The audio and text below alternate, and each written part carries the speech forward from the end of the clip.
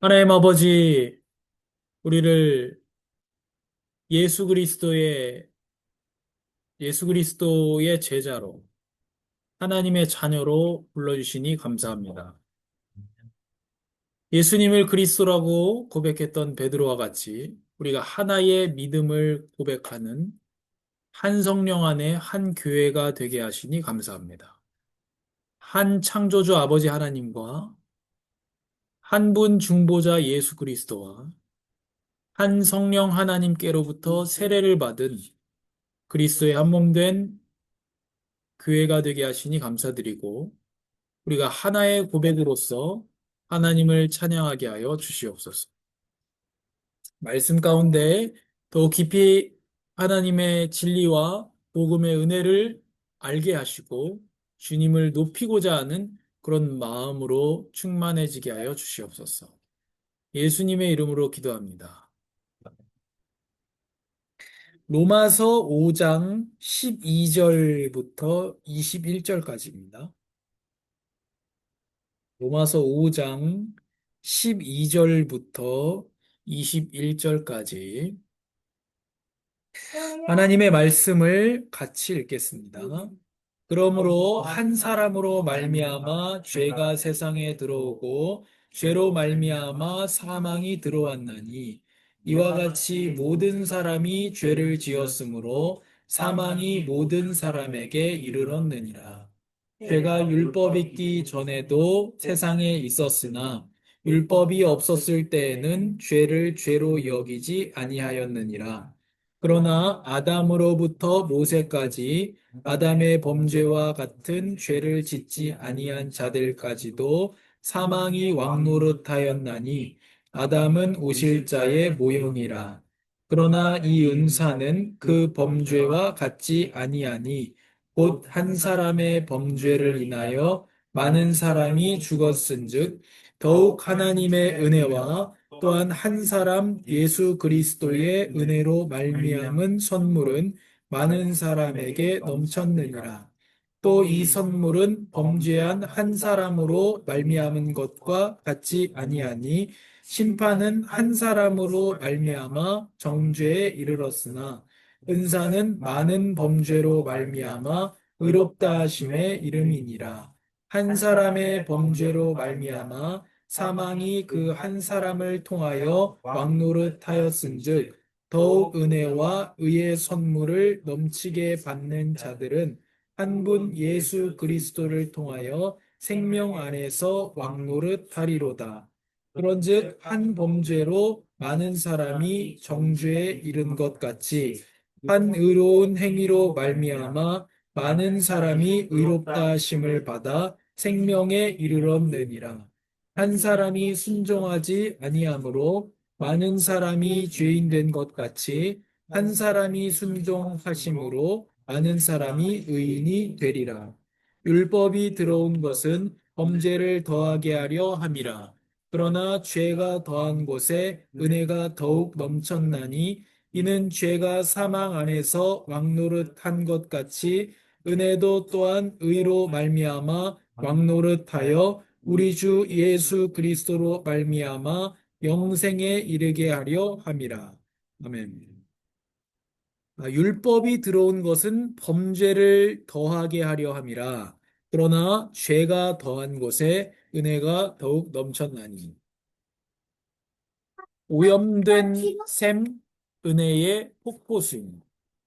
우리가 하나님의 은혜를 깊이 느끼려면 어떻게 해야 됩니까? 결국 방에 가세요. 아이가 방에 가세요. 결국 인생의 문제, 신앙의 문제는 사랑의 부족입니다. 사랑의 부족.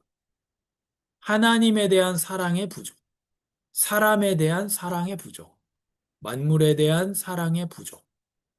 그게 이제 모든 우주와 지구와 인간사와 신앙생활의 문제입니다.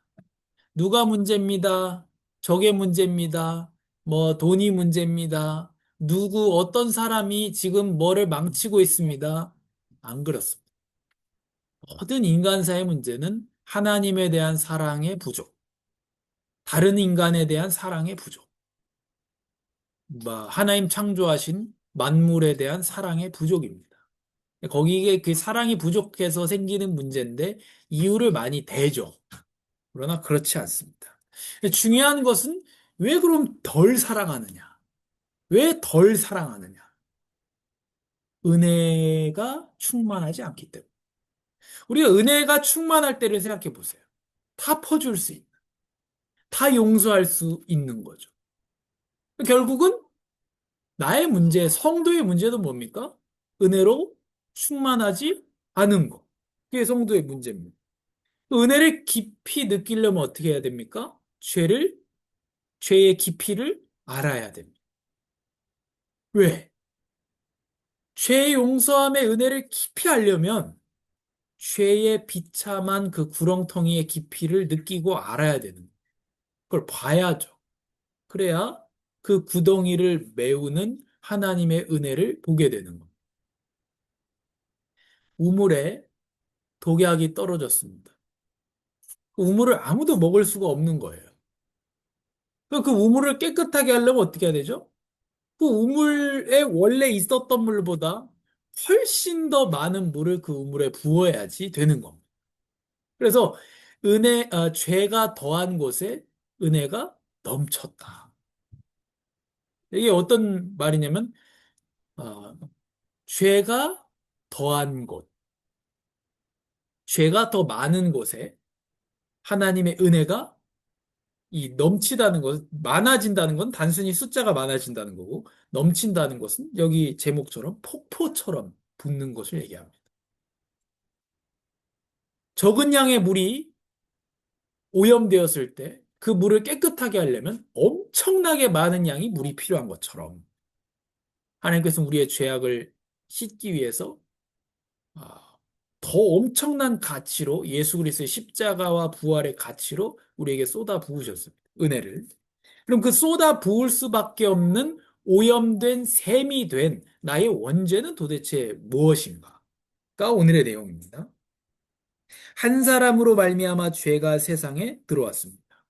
로마서 5장 12절부터 21절 계속 말하는 것이 한 사람의 범죄, 한 사람의 불순종, 한 분의 순종, 한 분이 주시는 의. 그러니까 대표라는 말입니다. 1945년에 이제 일본의 천황이 항복하죠. 그 일본은 진 겁니다. 패전국이 된 거예요. 저는 그 항복에 동의하지 않았습니다. 아무 의미가 없는 거예요.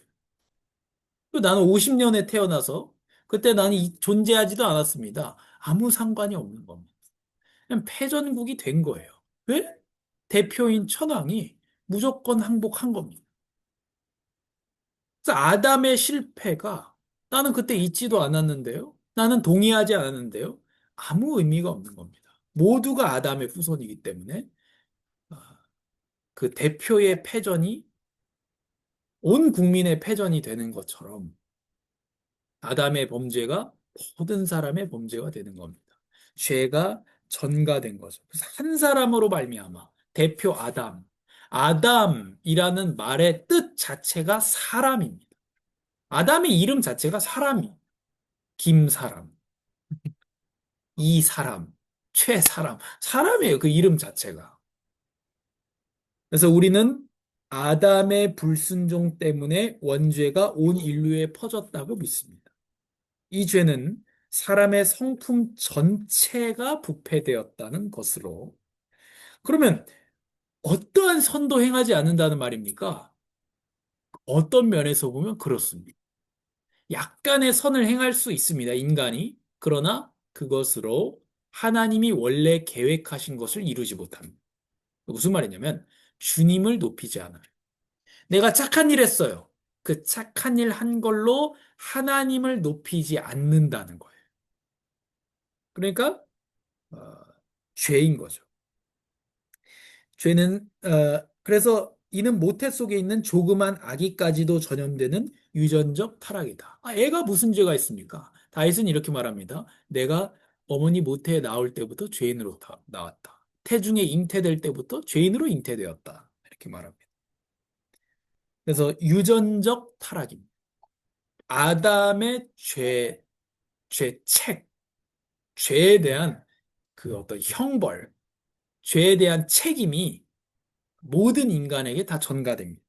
또 하나는 사람이 모든 종류의 죄를 짓게 만드는 죄의 뿌리. 이건 오염이라고 얘기합니다. 그래서 원죄라고 하면 아담으로부터 죄의 책임이 전가되고 그 책임과 함께 형벌이 전가되고 그 다음에 오염이 모든 인간에게 전가됩니다. 어, 그래서 죄를 지을 수밖에 없는 상태로 태어납니다. 이거 오염에 대한 문제예요. 묻어서, 오염이 묻어서 태어난다는 거예요. 그래서 죄를 지을 수밖에 없습니다. 그러므로 원죄는 하나님 보시기에 아주 더럽고 흉악한 것이어서 모든 인류가 정죄받게 하기에 충분하다. 우리는 죄를 지어서 죄인이 된 게 아닙니다. 죄인으로 태어났기 때문에 죄를 짓습니다. 오염입니다. 오염.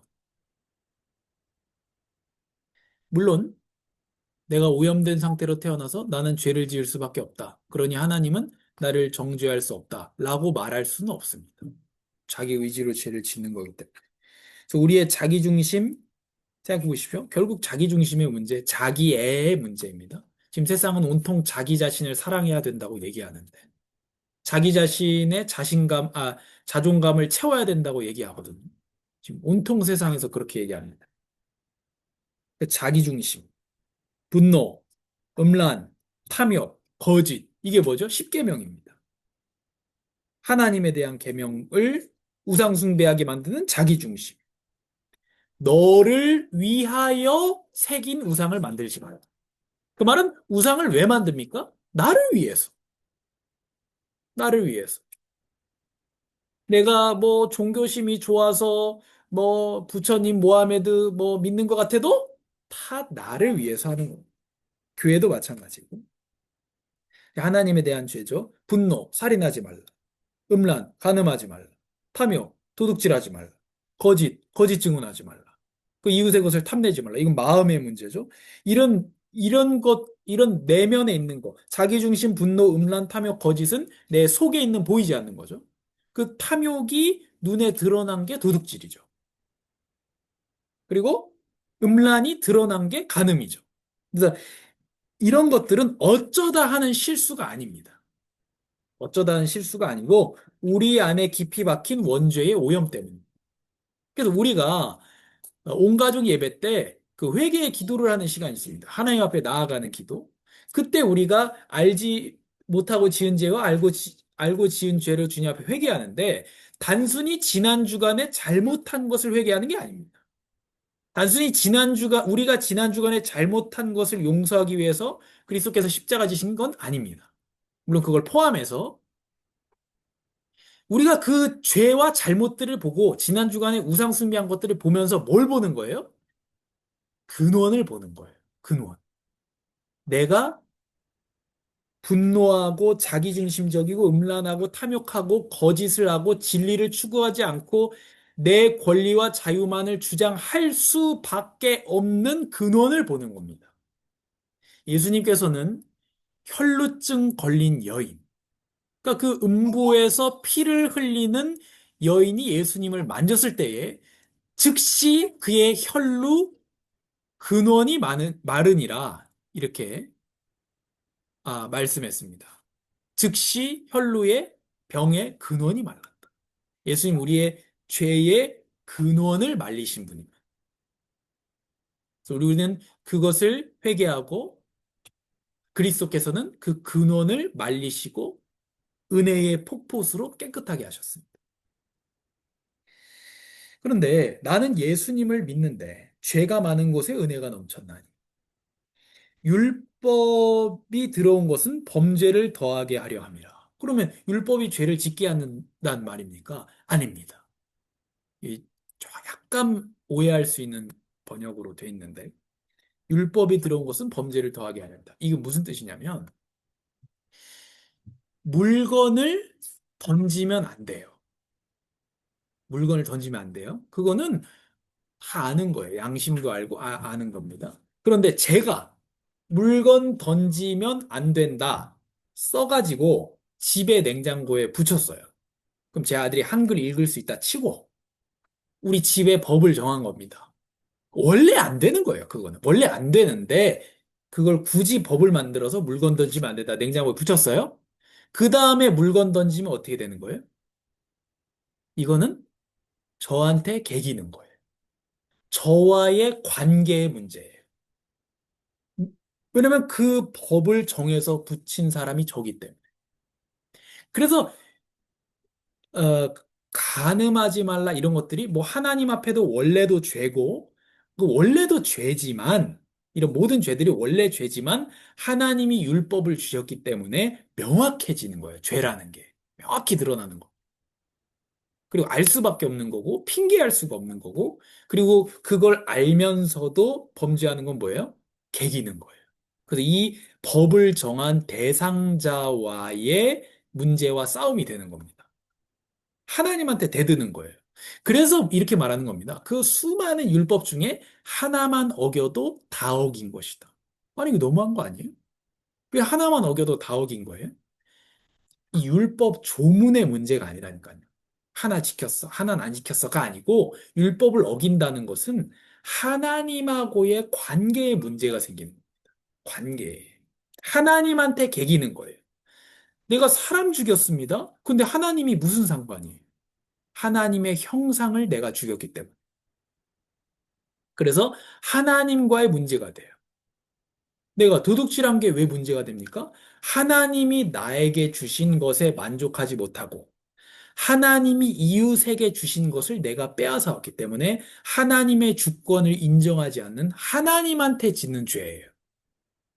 그래서 모든 죄는 하나님한테 하는 겁니다. 물론 그 인간한테도 하는 거고. 그래서 하나님한테 개기는 겁니다. 그거를 율법에 기록해 놨기 때문에 율법이 많은 곳에 죄가 많다. 죄가 더 많이 드러난다라는 겁니다. 그러나 죄가 많은 곳에 은혜가 더욱 넘쳤나니. 나는 예수님을 믿는데 왜 악한 마음이 들고 죄에 넘어지느냐?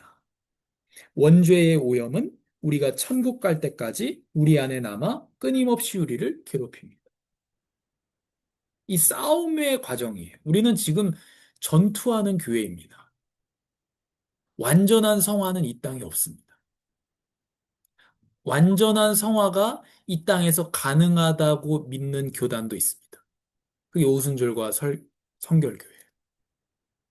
완전한 성화. 그분들은 완전한 성화를 이루려고 합니다. 이 땅에서. 그러나 그럴 수는 없습니다. 이 원죄는 세례 의식으로도 없어지거나 완전히 근절되지 않습니다. 이는 죄가 마치 오염된 샘에서처럼 계속 끓어오르기 때문이다.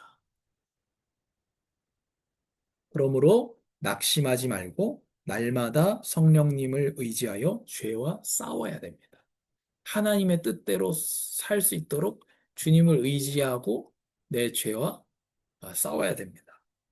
근데 죄가 많은 곳에 은혜가 넘쳤나니 더욱 넘칩니다. 은혜의 폭포수. 오염된 샘이라고 했는데 계속 솟아나오는 거기에 하나님은 은혜의 폭포수를 붓습니다. 그럼에도 불구하고 하나님의 자녀들은 이 원죄 때문에 정죄되지 않습니다. 다만 하나님의 은혜와 자비로 용서를 받습니다. 하나님은 예수 그리스도의 보혈을 보시고 우리를 의롭다 여기십니다. 원죄가 아무리 깊어도 그리스도 예수 안에 있는 하나님의 사랑은 더 깊습니다. 예수 그리스도의 구원은 내가 지은 죄에 더하여 모든 죄의 샘을 말리십니다. 근원을 말리십니다. 그러나 그렇다고 용서받았다고 해서 성도들이 죄에 대해서 무감각해지는 게 아닙니다. 오히려 신앙생활 할수록요, 죄에서 멀어질수록 죄에 더 예민해집니다. 옛날에는 도둑질을 해도 마음에 별로 죄책이 없는. 이 조금 웃긴 얘기인데, 옛날에 시골에서, 그래도 이제 들은 겁니다. 시골에서, 시골 교회인데, 이제 새벽에 기도회를 하고 돌아오는 길에 이제 어둡잖아요. 아직도 어둡잖아요. 5시에, 막, 옛날에 4시 반에 하는 데도 있더라고요. 시골에는. 아침 일찍 일 가니까 새벽 기도가 4시 반이에요. 근데 어쨌든 새벽 기도회 마치고 돌아오는 길에 이웃집의 밭에서 호박을 딴다는 거예요. 캄캄하니까. 호박을 따서 된장찌개를, 서리를 해서 된장찌개를. 그리고 된장찌개 끓여서 밥 먹으면서 어떻게 합니까? 일용할 양식을. 이게 잘못하는 거죠. 그거는 신앙생활. 아무튼 옛날에는 내가 도둑질을 해도 아무렇지 않았다는 거. 근데 예수님의 은혜를 받고 하나님의 은혜를 받고 내가 그 속에 깊이 있을수록 어때요? 지금은 어떻습니까? 탐심만 생겨도 내가 죄로 인식되는 거.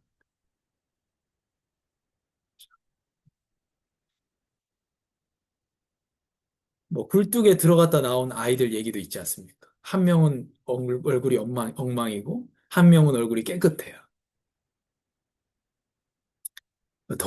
깨끗한 애가 오히려 씻는다. 뭐 그런 얘기가 있었지 않습니까?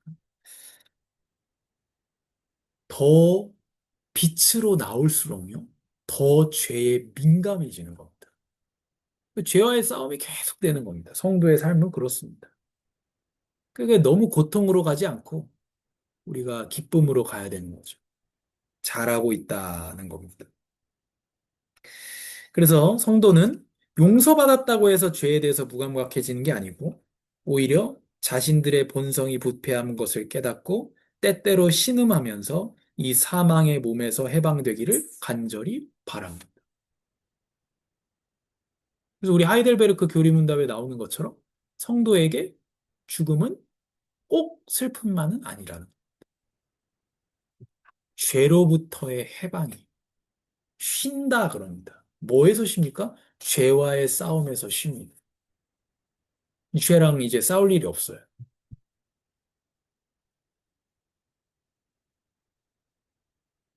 그래서 성도의 죽음은 죄로 인한 형벌이 아니라 영생으로 가는 관문입니다. 성도는 율법의 정죄가 두려워서가 아니라 하나님에 대한 경외와 사랑 때문에 날마다 죄와 싸웁니다. 죄와 싸운다는 걸 다르게 표현하면 이 부정적 표현이고 죄와 싸운다. 부정적 표현이고 긍정적으로 표현하면 하나님의 뜻대로 살고자 애씁니다. 그런 마음이 생깁니다. 주님의 영광을 위해서 살고 싶은 마음. 죄를 억제하는 것은 제가 실천적으로 보니까 실제 제 삶에서 보니까 제가 죄 짓는 걸 억제하는 것은 딱 2가지예요. 제가 겪은 바로는 그래요. 하나는 하나님이 무서울 때 죄를 안 짓습니다. 뭐 무섭기 전에 일단 의식을 해야겠죠. 죄 짓기 전에. 또 하나는 언제 죄를 안 짓냐? 하나님을 사랑할 때. 그리고 미래에 대한 소망이 있을 때. 소망으로. 그래서 지금 내 앞에 있는 죄의 유혹이 너무 하찮게 여겨지는 거죠. 그래서 하나님을 사랑해서. 다르게 말하면. 또 하나님이 두려워서. 이 죄를 억제하게 만들더라고요. 제가 겪어본 바에 의해서는 그렇습니다.